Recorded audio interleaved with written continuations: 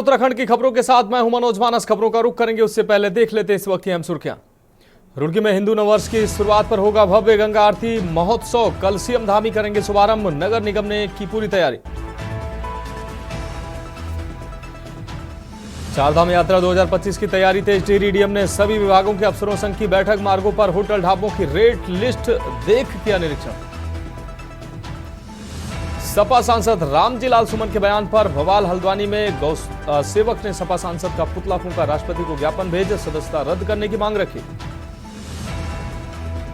विकासनगर में जन संघर्ष मोर्चा का विरोध प्रदर्शन। अवैध मदरसों मस्जिदों पर हो रहे एक्शन का किया विरोध। मुस्लिम समुदाय के सैकड़ों लोग भी हुए शामिल। नई शिक्षा नीति को लेकर एक्शन में सरकारी स्कूलों के मनमाने रवैये पर रोक। स्कूल बैग का वजन तय किया। ड्रेस किताबें अनिवार्य खरीद पर भी रोक। और हरिद्वार के ज्वालापुर में युवक पर सरेराह हमला। दिन दहाड़े बदमाशों ने की हवाई फायरिंग। यूपी के रहने वाले आरोपी कार से मौके से फरार। आप देख रहे हैं के न्यूज, खबरों का सारथी। और अब खबरें विस्तार से। अहम खबर से बुलेटिन की शुरुआत करते हैं। हरिद्वार से अहम खबर, जहां ज्वालापुर में सरेराह युवक पर हमला हुआ है। बदमाशों ने हवाई फायरिंग की। इस दौरान दिन दहाड़े एक युवक पर हमला कर उसको घायल किया। जब स्थानीय लोग मौके पर बचाने पहुंचे, बदमाशों ने हवाई फायरिंग की। यूपी नंबर की कार से आए बदमाश मौके से फरार हो गए। सीओ ज्वालापुर अविनाश वर्मा ने मामले की जांच शुरू की है। हमलावर मेरठ के रहने वाले बताए जा रहे हैं। आरोपियों की तलाश कर जल्द गिरफ्तारी की बात पुलिस कह रही है।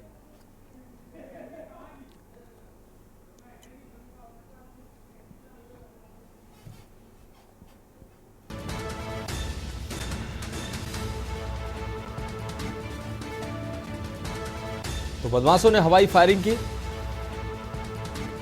दिन दहाड़े एक युवक पर हमला कर उसको घायल किया गया है। यह अहम खबर आपको हरिद्वार से दिखा रहे हैं। इस वक्त की अहम खबर, स्थानीय को बचाने पर बदमाशों ने हवाई फायरिंग की। यूपी नंबर की कार से आए बदमाश फरार हुए। सीओ ज्वालापुर ने शुरू की मामले की जांच।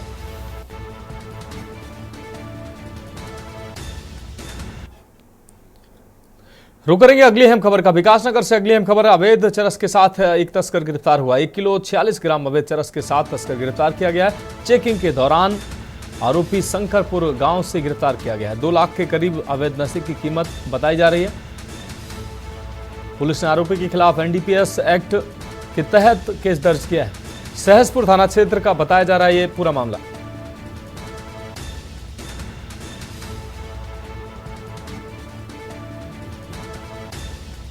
तो चेकिंग के दौरान 2 लाख के करीब अवैध नशे की कीमत, नशीले पदार्थ की कीमत बताई जा रही है। आरोपी के खिलाफ एनडीपीएस एक्ट में केस दर्ज किया गया है।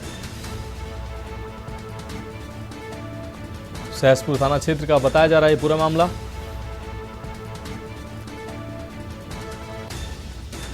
तो विकासनगर से अहम खबर, अवैध चरस के साथ तस्कर गिरफ्तार हुआ है।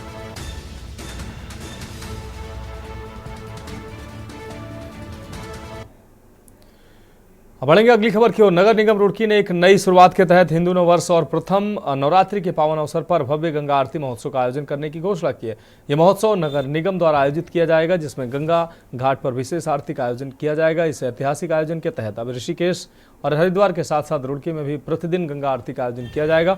इस विशेष अवसर पर गंगा घाट पर भव्य सजावट और धार्मिक उत्सवों की भी व्यवस्था की जाएगी।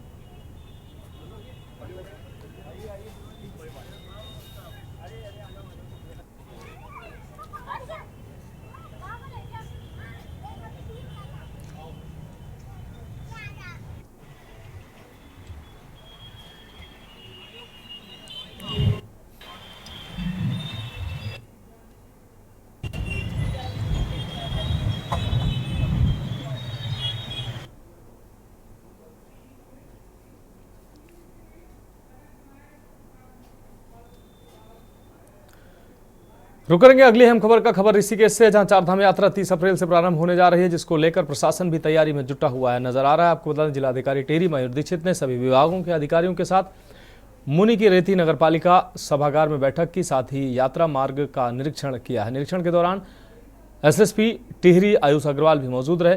जिलाधिकारी ने बताया कि चारधाम यात्रा में आने वाले तीर्थ यात्रियों की यात्रा को सुगम और सुरक्षित बनाने पर पूर्ण रूप से जोर दिया जा रहा है। ज़्यादा यात्रियों का लोड रहता है। मुनिकीरेती, तपोवन, ब्रह्मपुरी, शिवपुरी एरिया तक हमने देखा है और इसमें कुछ जगह सड़कों की अभी स्थिति हमें को और ठीक करनी है, जो डायरेक्शन दिए गए हैं। कुछ जगह पार्किंग हम और डेवलप करेंगे। कई जगह हमने जो देखा है कुछ कैमरेज और बढ़ाए हैं जिससे कि जांच आदि करने में सहायता हो।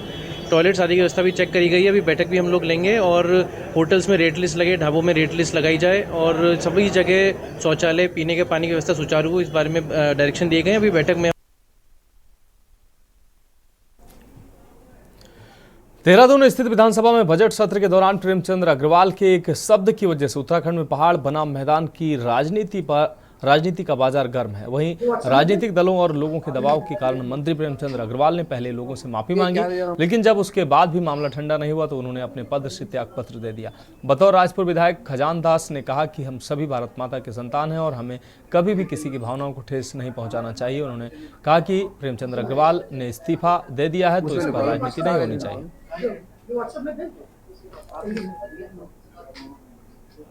ये क्या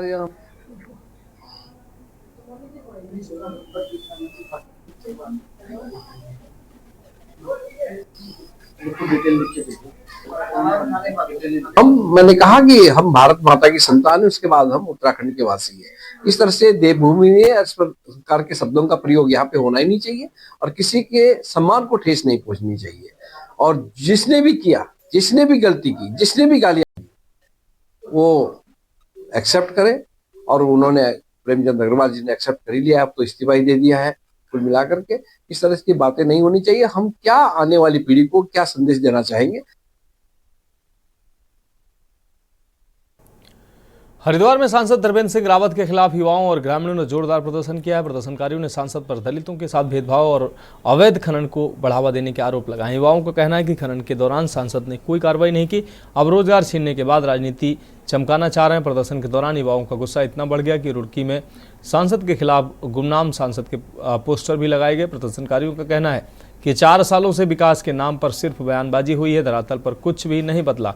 यदि हमारे रोजगार छीने गए तो भारी विरोध होगा। इस्तीफे की मांग तेज हो रही है और अब सभी की नजरें सांसद त्रिवेंद्र सिंह रावत के इस विवाद पर दिए जाने वाले जवाब पर टिकी है।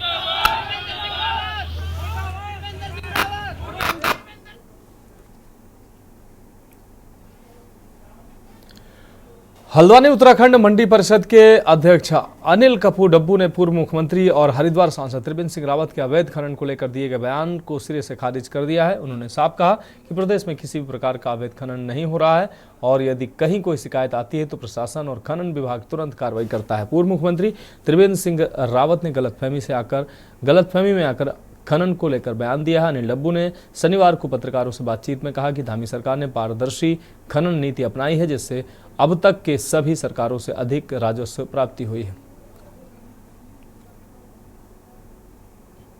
बहुत वरिष्ठ नेता हैं और पता नहीं क्यों किस गलतफहमी में उन्होंने ऐसा बयान दिया, जबकि पूरे प्रदेश के अंदर रिकॉर्ड खनन पर राजस्व वसूला जा रहा है।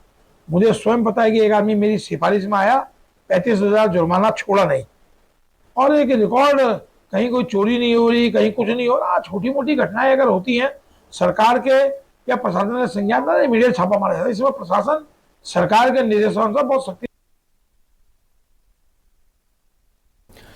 बीते दिनों सपा के राज्यसभा सांसद रामजीलाल सुमन द्वारा वीर योद्धा महाराणा सांगा के लिए अपशब्द बोले गए और उनको गद्दार कहा गया। आपको बता दें, सपा सांसद के इस बयान के बाद से देश भर में उनके खिलाफ विरोध हो रहा है। इसी क्रम में हल्द्वानी में गौसेवक जोगेंद्र राणा जोगी के नेतृत्व में रामजीलाल सुमन का पुतला दहन किया गया और सिटी मजिस्ट्रेट एपी वाजपेयी द्वारा राष्ट्रपति को ज्ञापन भेजा गया। इस दौरान बात करते हुए जोगेंद्र राणा ने कहा कि देश के ऐसे योद्धा जिनके शरीर पर 80 घाव थे, जिनका एक हाथ कट गया, एक आंख फूट गई और एक पैर अपाहिज हो गया, उसके बाद भी वो 3 देशों के इस्लामिक आक्रांताओं से अपनी मातृभूमि के लिए लड़ते रहे। ऐसे महापुरुष के लिए अपशब्द कहना शर्मनाक है। आपको बता दें कि गौसेवकों ने राष्ट्रपति के नाम दिए गए ज्ञापन में कहा कि सपा सांसद द्वारा भारत के महापुरुष के लिए ऐसे अपमानित बयान पर उनकी राज्यसभा सदस्यता रद्द कर उन्हें जेल में डाल दिया जाना चाहिए। देखिए हमारी मांगे क्या थी, विगत दिनों में आपने देखा होगा एक सपा का राज्यसभा सांसद, इसके द्वारा हमारे जो महापुरुष थे महाराणा संग्राम सिंह राणा सांगा के विषय पर उनको राज्यसभा में गद्दार कहा गया और हम जितने भी भारतवासी हैं हमको गद्दार की औलाद कहा गया। इस सुवर में भाषा का इसलिए प्रयोग कर रहा हूं क्योंकि महापुरुषों का बलिदान कोई भी याद। जो सपा का राज्यसभा जो सांसद है उसके द्वारा जो रामजी लाल सुमन द्वारा जो अभद्र टिप्पणी की गई हमारे महापुरुष योद्धा महाराणा सांगा के लिए, वो बहुत ही निंदनीय है। वो इतना उसने अपनी मर्यादा भूल गया है। उसको ये नहीं पता कि उसने किसको गाली दी है। उसने हम सब सनातनियों को गाली दी है। आप सभी लोगों के चैनल के माध्यम से एक बात कहना चाहता हूँ, इस बार ना आवेदन करेंगे ना निवेदन करेंगे, बेदरादन करेंगे और सड़क से लेके पूरे संसद तक का घेराव होगा और इसको जरूर घर में जाकर के मारेंगे। जो इसने हमारे पूर्वजों पर ऐसे आरोप लगाए हैं, गद्दार आरोप, हम इसको जल्दी बताएंगे। हरिद्वार के एक स्थानीय होटल में आगामी कार्यक्रमों की रूपरेखा को तैयार करते हुए चौधरी ऋषिपाल अंबावत, राष्ट्रीय अध्यक्ष भारतीय किसान यूनियन अंबावत, ने केंद्र सरकार पर जमकर निशाना साधा। उन्होंने भाजपा की नीतियों और कार्यों की आलोचना करते हुए कहा कि भाजपा किसानों की समस्याओं को नजरअंदाज कर रही है और उनके हितों को कुचलने का काम कर रही है। उन्होंने यह भी कहा कि देश के किसानों को आवाज को उठाने की जरूरत है और अपने हक के लिए आगे आने की जरूरत है, क्योंकि देश का किसान मजबूत होगा तो देश मजबूत होगा। उन्होंने कहा कि भाजपा सरकार केवल अपने राजनीतिक फायदे के लिए काम कर रही है।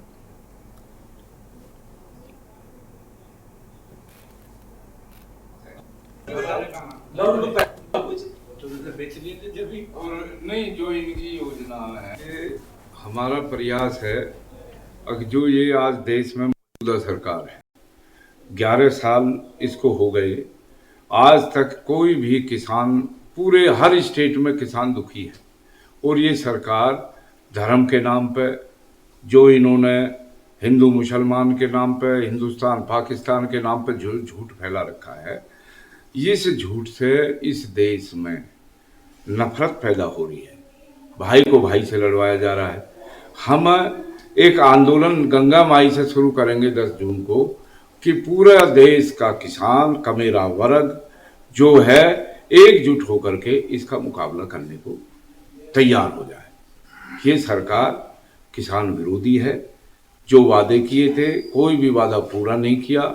आज भी मैं ये कह रहा हूँ कि जो 13 महीने का आंदोलन हुआ, उस 13 महीने के आंदोलन में 750 किसान शहीद हुए।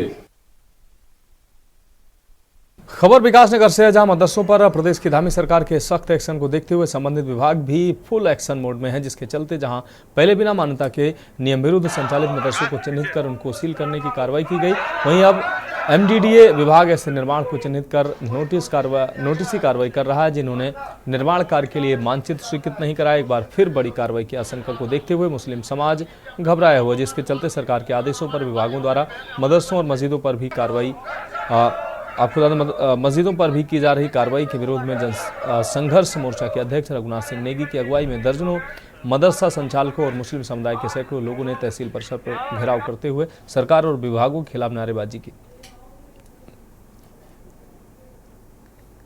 जो समुदाय विशेषों का जो प्रदेश भर में उत्पीड़न किया जा रहा है, तमाम मकतब मदरसों को जो सील करने की कार्रवाई की जा रही है, बगैर उनका पक्ष सुने, बगैर उनकी बात को सुने, बगैर एक मुकम्मल समय दिए गए, उसके बावजूद उनको नोटिस दिया जा रहा है, सील किया जा रहा है। हमारा इसमें यही कहना है कि आप इनका पक्ष तो सुने। और जहाँ तक मकतब की बात है, मकतब तो पंजीकरण की व्यवस्था उसमें होती नहीं है। ये शासनादेश इस बात का है कि जहाँ पर दीनी तालीम दी जा रही है, धार्मिक शिक्षा दी जा रही है, आप उनको पंजीकरण के लिए बाध्य नहीं कर सकते। इसमें हुकूमत का जो तरीक़ा है, ये तरीक़ाकार जो है, ख़ास तौर से रमज़ान के पहले रोज़े से ही जो कार्रवाई शुरू की है, ये हमें किसी भी मुसलमान को, मज़हब इस्लाम के मानने वाले को, जिनको ऊपर कार्रवाई हो रही है, उनको अच्छी नहीं लगी, क्योंकि रमज़ान का महीना इबादत का महीना होता है, अल्लाह को राज़ी करने का महीना होता है, और इस महीने में अपनी इबादत को सारी टेंशनों से पाक हो करके आदमी करता है। और पहले रोज़े से ही इन्होंने कार्रवाई शुरू की।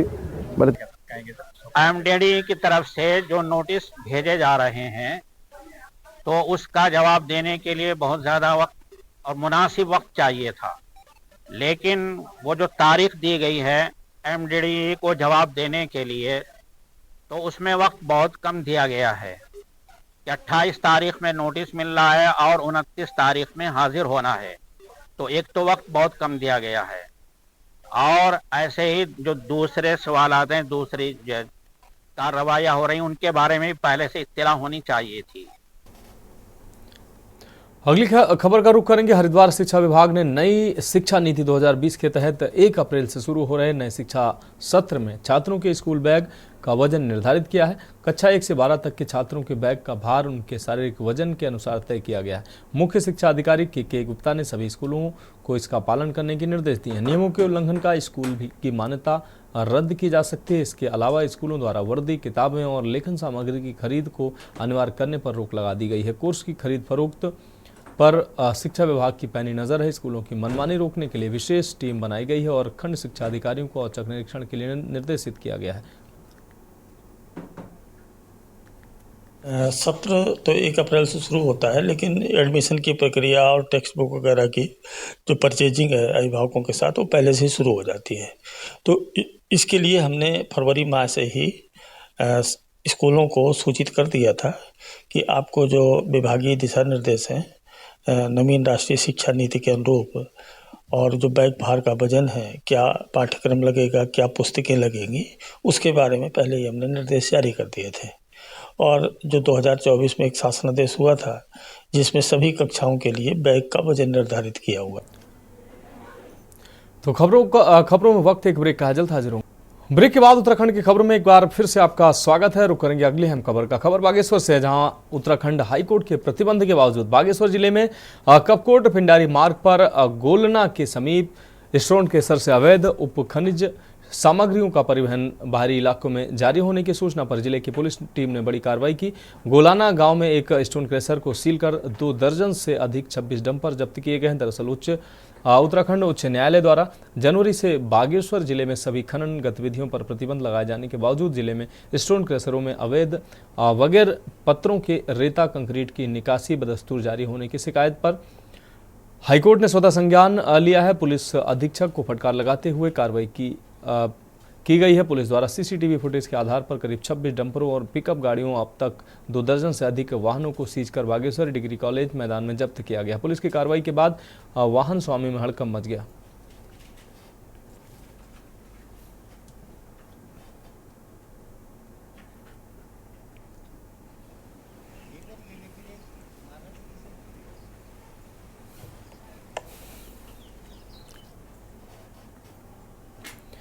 रुक करेंगे अगली अहम खबर का। प्रदेश में बढ़ती गर्मी के साथ ही वन आगने की घटनाओं में वृद्धि की संभावना को देखते हुए वन विभाग ने सभी आवश्यक तैयारियां पूरी कर ली हैं। प्रमुख वन संरक्षक डॉक्टर धनंजय मोहन ने बताया कि वनाग्नि की रोकथाम के लिए integrated command and control centre स्थापित किया गया है। इसके अलावा वनाग्नि से निपटने के लिए forest fire Uttarakhand mobile app भी विकसित किया गया है, जिसमें अब तक 7000 से अधिक कर्मचारियों का रजिस्ट्रेशन हो चुका है। यह ऐप वनाग्नि की स्थिति की निगरानी और त्वरित प्रतिक्रिया में सहायक साबित होगा।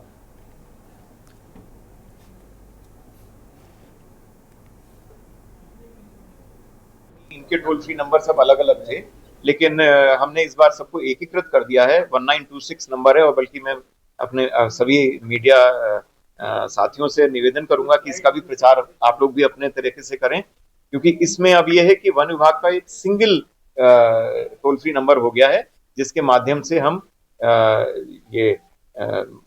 कोई भी आम आदमी फोन करके हमारे वन विभाग में सूचना दे सकता है, चाहे वो मानव वन जीव संघर्ष संबंधित हो, चाहे वनाग्नि संबंधित हो, चाहे वो आपके कहीं इलिसिट फेलिंग या अवैध पातन संबंधी हो, अतिक्रमण संबंधी हो, हर तरह की कोई भी शिकायत है 1926 पे कर सकता है। हमारा एक कॉल सेंटर जो हमने एक integrated control and command centre भी स्टैब्लिश किया है 5वीं फ्लोर में हमारे मुख्यालय भवन।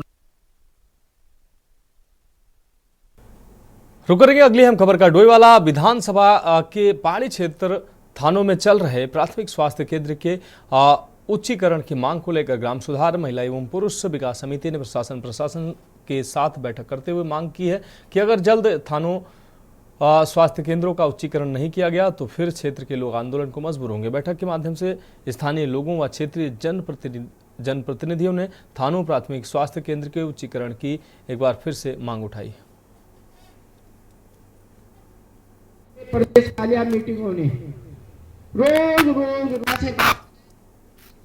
लगभग 10 वर्षों से और निरंतर यहाँ पर आबादी बढ़ रही है और सरकारी जो विभाग है उन्होंने भी 72,000 लाभार्थियों को इससे जोड़ा है, लेकिन सरकार बार बार मानक का बहाना बना करके यहाँ के क्षेत्र के जनप्रतिनिधि और जन भावनाओं का एक तरीके से नजरअंदाज कर रहे हैं। ये जो हॉस्पिटल है काफी समय से करीब 10 साल हो गए, 10 सालों से जो है उच्चीकरण की मांग को लेकर हम यहाँ पर कार्य कर रहे थे। यहाँ पर हमारी एक समिति है, ग्राम विकास सुधार समिति है, उसके जितने भी प्रतिनिधि हैं तो सब लोग इसमें आगे आके हिस्सा ले रहे थे और सभी लोग गाँव के क्षेत्र के लोग वहाँ पर बात कर रहे थे। हुआ भी है, ऐसा नहीं है कि उनका प्रयास सफल नहीं हुआ है, उनका प्रयास सफल हुआ था और माननीय तत्कालीन मुख्यमंत्री जी ने उसमें उच्चीकरण की घोषणा की थी।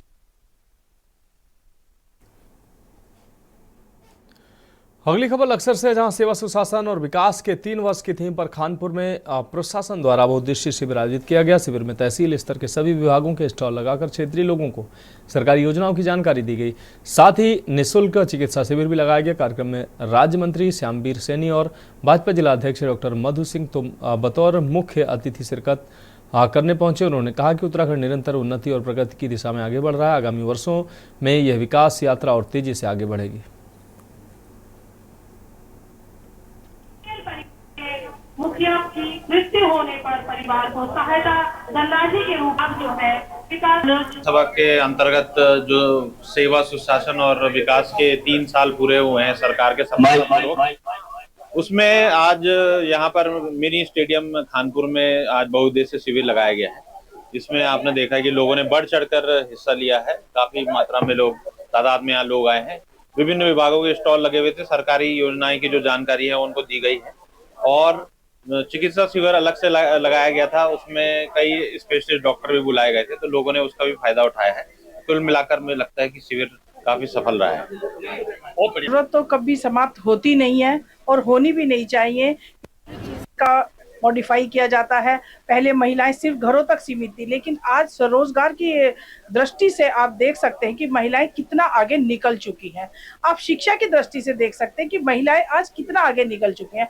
और जहां तक मैं समझती हूं कि हमारी उत्तराखंड की सरकार ने महिलाओं के लिए 30% आरक्षण जैसे बेटियों को सरकारी नौकरियों में दिया है, तो महिलाओं के लिए हमारी धामी सरकार बहुत कार्य कर रही है। भारतीय जनता पार्टी की यहाँ पर सरकार है, पहले भी सरकार रही है, उसने अच्छा काम किया है और इसलिए उत्तराखंड की जनता ने आशीर्वाद स्वरूप दोबारा फिर इनको मौका दिया है। और हमारे यशस्वी मुख्यमंत्री जो हमारी केंद्र की योजनाएं हैं कि हमारे माननीय यशस्वी प्रधानमंत्री मोदी जी जो चाह रहे हैं उसी मिशन को लगातार आगे बढ़ा रहे हैं और उसी का परिणाम है आज चारों तरफ खुशहाली है। और आज बहुउद्देशीय शिविर के माध्यम से सरकार जनता के द्वार पर हुई है। हमारे एसडीएम, तहसीलदार, बीडीओ जो ग्राम के लिए काम करने वाली हैं, जो हमारे एजेंसियां हैं, वो सारी यहाँ हैं। सारे उत्तराखंड की राजधानी देहरादून में विश्व उपभोक्ता अधिकार दिवस को बड़े धूमधाम से मनाया गया। ये कार्यक्रम उत्तराखंड के राजभवन में आयोजित किया गया, जिसका आयोजन भारतीय मानक ब्यूरो द्वारा किया गया था। कार्यक्रम का शुभारंभ दीप प्रज्वलन के साथ किया गया, जिसमें उत्तराखंड के राज्यपाल लेफ्टिनेंट जनरल गुरमीत सिंह मुख्य अतिथि के रूप में उपस्थित रहे। इसके अलावा कैंट विधायक सविता कपूर ने भी इस अवसर पर हिस्सा लिया और उपभोक्ता अधिकारों के महत्व पर अपने विचार व्यक्त किए। कार्यक्रम के दौरान उपभोक्ता अधिकारों के संरक्षण, जागरूकता फैलाने और उपभोक्ताओं के हित में उठाए जाने वाले कदमों पर विस्तार से चर्चा की गई। आज बहुत अच्छा लगा कि आज हम पूरे परिवार ने इकट्ठा होकर विश्व उपभोक्ता दिवस मनाया है। आज ये समझ में आया है कि सबसे जो इम्पोर्टेंट व्यक्ति है वो उपभोक्ता है। और आज काफ़ी रियलाइजेशंस हुआ कि जो हमारे सामान हैं, जो बनते हैं, प्रोड्यूस होते हैं, उत्पादक है, उसके अंदर में किस प्रकार हम क्वालिटी का, स्टैंडर्ड का, मापदंडों का ध्यान रखें। आज ये भी समझ में आया कि इसके अधिनियम कानून क्या है और हमारे मार्केट के, हमारे प्रोडक्शन के क्या चैलेंजेस हैं। एक बात पक्की है, देखिए जो उपभोक्ता है हमारा, जो भारतीय मानक ब्यूरो है, वो निरंतर उपभोक्ताओं के सशक्तिकरण, उनकी जागरूकता के लिए निरंतर कार्य कर रहा है। जैसा कि सब लोग जानते हैं कि 15 मार्च को हर वर्ष विश्व उपभोक्ता अधिकार दिवस मनाया जाता है। जो उनके 6 प्रमुख राइट्स हैं उसके बारे में उनको जागरूक करना, उनको सचेत करना।